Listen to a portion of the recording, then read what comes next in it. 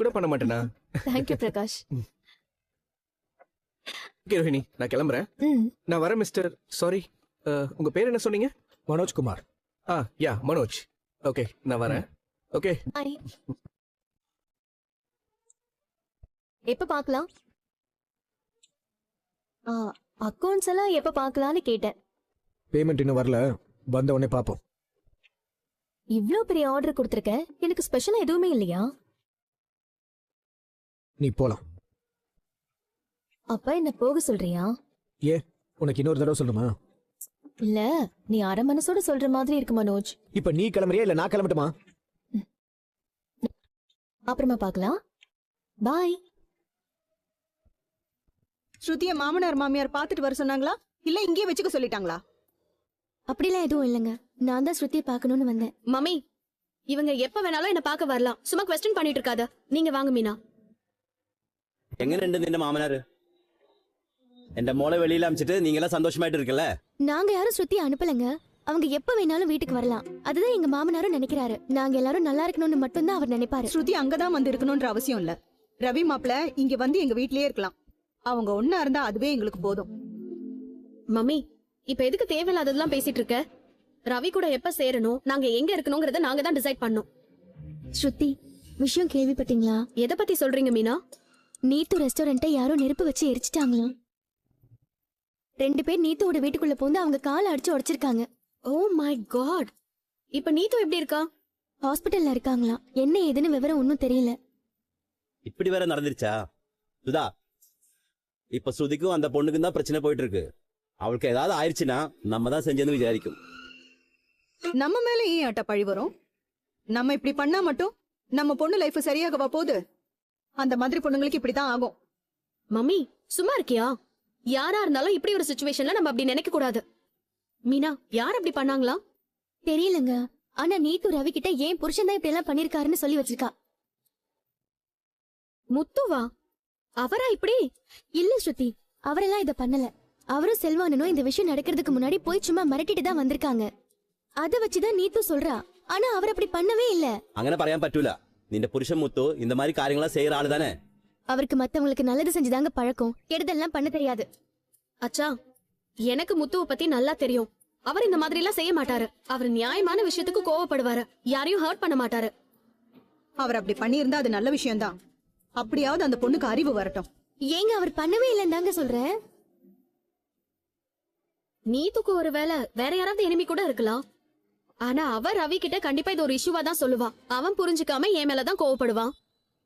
சரி, இப்போ ரவி எங்க இருக்கான்? இப்ப நீத்துவ பாத்துக்க யாரும் இல்லங்கறதால அவர் ஹாஸ்பிடல்ல இருந்து அவளை பாத்துக்கிறாரு. ஓ, பெஸ்ட். அவ ஹோட்டலுக்கே ஜோலிக்கு போக வேண்டாம்னு சொல்லிட்டு இருக்கு. இப்போ அவ கூடவே இருந்து பாத்துக்கிறாரா?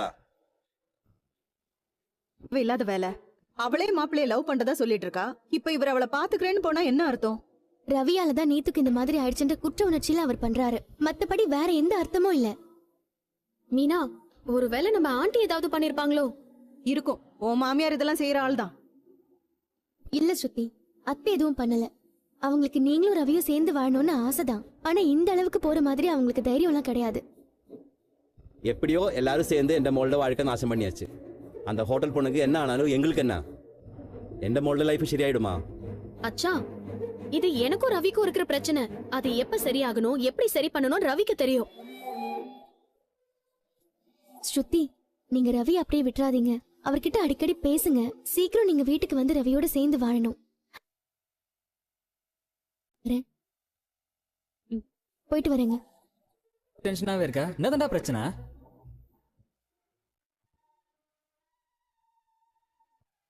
எனக்கும் ரவிக்கும் பிரச்சனை ஆயிடுச்சுடா. என்னடா சொல்ற? ரவிக்கும் உனக்குமா? வழக்கமா மனோஜுக்கும் உனக்கு தான்டா சண்டை நடக்கும். ரவி எப்போ உன்கிட்ட நல்லா தானே பேசுவான். இப்போ நடந்துக்கிற விஷயத்துல அவன் அப்படி இல்லடா. என் மேல கோவமா இருக்கிறான். என் சட்டையெல்லாம் பிடிச்சி. டேய், ரவி அந்த மாதிரி நடந்துக்கிற ஆளே இல்லையாடா. அப்படி என்ன நடந்துச்சு? நம்ம போய் அந்த நீத்துட்ட பேசணும்ல, அது ரிவர்ஸ் ஆயிடுச்சுடா. என்னாச்சு? அப்பா, இவன் நீத்து ரெஸ்டாரண்ட் தீ வச்சு கொளுத்திருக்கான்ப்பா. என்னடா? அது மட்டும் இல்ல, நீத்து வீட்டுக்குள்ள ஆளை கூட்டிட்டு போய் அவ காலை அடிச்சு உடைச்சிருக்கான். இல்ல அவ ஹாஸ்பிட்டல்ல இருக்கா. ஏண்டா, ஹோட்டல் ஓனர் வீட்டுல போந்து அந்த பொண்ணுகளே உடைச்சிட்டாங்களா? யாரா அப்படி பண்ணா? தெரியலடா. ஆனா அந்த பொண்ணு என் பேரை தான்டா சொல்லியிருக்குது. ரவி அதை நம்பி என் மேல தான்டா சந்தேகப்படுறான். அதான் மனசு கஷ்டமா இருக்கு. டேய் அவன் ஏதோ கோவத்துல பேசிப்பான், எல்லாம் சரியாயிரு விடு. ஆனா ஒண்ணுடா, இந்த மாதிரி பொண்ணுங்களுக்கு இப்படி அடி வாங்கினா தாண்டா புத்தி வரும். ஏன்டா அப்படி சொல்ற? ஆமாடா. டேய் அங்க போய் பேசும்போது எவ்வளவு திமிரா பேசினா, அதுவும் ஒரு கல்யாணம் ஆன பையனை அடைய நினைக்கிறேன். அந்த பிள்ளைக்கு தேவைதான்டா. டேய் அதுக்காக ஒரு பொண்ணு அப்படிலாம் அடிக்கிறது தப்புடா. டேய் இதுல என்ன பொண்ணு பையன், அந்த பிள்ளை நடந்துகிட்டே தப்பா இருக்குல்ல. இப்படி பண்ணாதான் அந்த பிள்ளை திருந்தும். இனிமே பாரு அந்த ரவி பக்கமே வராது. என்னடா அப்படி பாக்குற? இல்ல தப்பான விஷயத்த சரின்னு இவ்வளவு அடிச்சு பேசுறியே, அப்படின்னா எனக்கு தெரியாம நீ ஏதாவது ஆளை வச்சு அந்த நீத்துவ. முத்து என்ன சந்தேகப்படுறியா நீ? இல்லடா நீ பேசுற பார்த்தா அப்படிதான்டா இருக்கு. இதுக்கு தாண்டா அடுத்தவங்க பிரச்சனையில மூக்க நுழைக்க கூடாதுங்கிறது. ஏய் இப்ப நீ எதுக்கு டென்ஷன் ஆவற? பின்ன அவன் எப்படி பேசுறான் பாரு. அன்னைக்கு இவன் கூப்பிட்டான் தானே இவன் கூட நான் போனேன். அந்த பொண்ணு ஒரு தப்பான பொண்ணு, அதுக்குதான் அவ கடையை உடைக்கணும்னு சொன்னேன். இது தப்பாடா? டேய் செல்வம் இல்லடா, நீ இவ்வளவு வேகமா சொல்றத பார்த்தா நீ ஏதோ எனக்காக பண்ண மாதிரி இருந்துச்சு. நீ உண்மையை சொல்லு, நீ அந்த பொண்ணு ஆளை வச்சு அடிச்சியா? அவன் ஹோட்டல் தீ வச்சியா? முத்து இது சரியில்லடா, விடா. செல்வம் செல்வம் இருடா இருடா இல்ல வேண்டாம் முத்து, என்ன போய் சந்தேகப்படல நீ. டேய் உனக்காக நான் வந்தா அதுக்காக என்ன சந்தேகப்படுவியா நீ? ஏய் அதுக்கு இல்லடா, எனக்கு நல்லது செய்யணும் நீ பண்ணியான்னு தான்டா கேட்டேன். முத்து நான் ஒண்ணும் உன்ன மாதிரி கோவக்காரன் கிடையாதுடா. கை நீட்ட பழக்கம் எனக்கு கிடையாது. டேய் எதுக்கு நீ இவ்வளவு சீரியஸ் ஆகுற? நீ எனக்காக பண்ணிட்டு வேணும் தானே கேட்டேன். அதுக்கு எதுக்கு என்ன கோவக்காரன்ற கை நீட்டுற பழக்கம் இருக்குன்னு சொல்ற? நான் ஏன்டா அப்படி பண்ணிருக்கேன்? ஏன்னா இத்தனை வருஷம் கூடவே இருக்கலடா, உனக்கு என்ன பத்தி தெரியலடா?